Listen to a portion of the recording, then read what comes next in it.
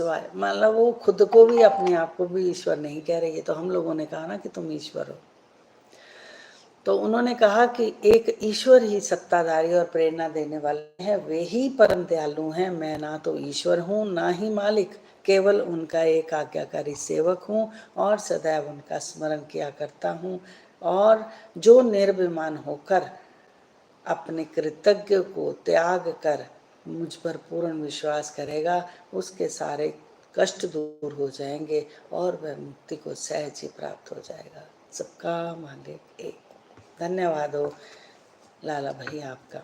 ईरानी कन्या। अब एक ईरानी भद्र पुरुष का अनुभव पढ़िए। एक छोटी कन्या घंटे घंटे पर मूर्छित हो जाया करती थी। उसके दांत कस जाते थे, उसके हाथ पैर ऐंठ जाते और बेहोश होकर भूमि पर गिर जाती थी। जब नाना प्रकार के उपचारों से भी उसे कोई लाभ न हुआ, तब कुछ लोगों ने उसे ईरानी से बाबा की उदी को की बहुत प्रशंसा की और कहा कि बम्बई में काका साहब दीक्षित के पास ही प्राप्त हो सकती है। तब ईरानी महाशय ने वही उदी से लाकर जल में घोलकर अपनी बेटी को पिलाई। प्रारंभ में तो ये दौरे 1 घंटे के अंतर में आया करते थे, बाद में वे 7 घंटे के अंतर में आए और कुछ दिनों के पश्चात ये पूर्णतः ही स्वस्थ हो गए।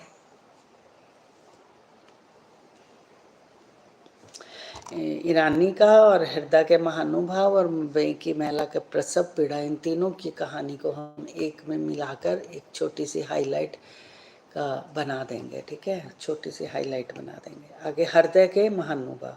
हृदय के एक महानुभाव पथरी रोग से ग्रस्त थे। ये पथरी केवल शल्य चिकित्सा द्वारा ही निकाली जा सकती थी। लोगों ने भी उन्हें ऐसा ही करने का परामर्श दिया। मतलब ऑपरेशन के बिना ये पथरी निकल नहीं सकती थी। वे बहुत ही वृद्ध तथा दुर्बल थे और उनकी अपनी दुर्बलता देखकर उन्हें शल्य चिकित्सा कराने का साहस ना हो रहा। मतलब इतने दुर्लभ थे, इतने वो कमज़ोर थे कि वो अब ऑपरेशन कराने को अपना साहस ना बना पा रहे थे। इस हालत में उनकी व्याधि का भी कोई इलाज ना हो सका। इसी समय नगर के इनामदार भी वहां आए और बाबा के पास परम भक्त थे और उनकी उदी भी उनके पास थी। कुछ मित्रों ने परामर्श देने पर उनके पुत्र को कुछ उदी प्राप्त कर अपने वृद्ध पिता को जल में मिलाकर पीने को कहा। केवल 5 मिनट में ही उदी के पेट में जाते ही पथरी मल मूत्र के द्वारा बाहर निकल गई। वह शीघ्र वृद्ध जो थे स्वस्थ हो गए। अब अगली कथा है बम्बई की महिला की प्रसव पीड़ा।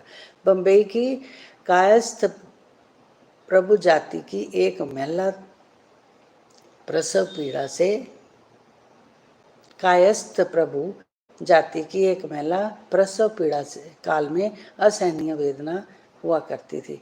जब वह गर्भवती हो जाती तो बहुत घबराती और किम कर्तव्य मूढ़ हो जाया करती थी। इसके उपचारार्थ उनके एक मित्र श्री राम मार्तू ने उनके पति को सुझाव दिया कि यदि एक पीड़ा से मुक्ति चाहती है तो अपने पत्नी को शिरडी ले जाओ।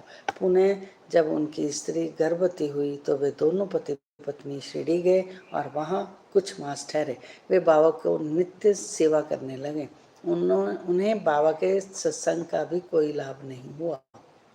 कुछ दिनों के पश्चात जब प्रसव काल समीप आया तब सदैव ही भांति गर्भाशय के द्वार में रुकावट के साथ अधिक वेदना होने लगी।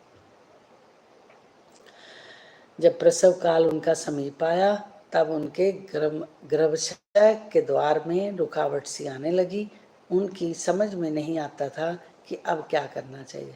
थोड़ी ही देर में एक पड़ोसिन आई और उसके मन ही मन बाबा ने सहायता की प्रार्थना कर जल में उदी मिलाकर पीने को दी।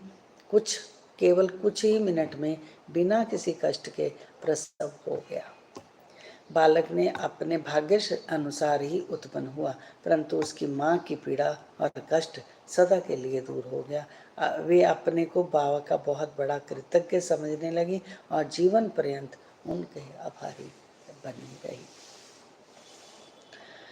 तो ये तो हो गया जी हमारा 34वां अध्याय। अब हम कल पढ़ेंगे 35वां अध्याय। ठीक है जी। तो अब हम इसकी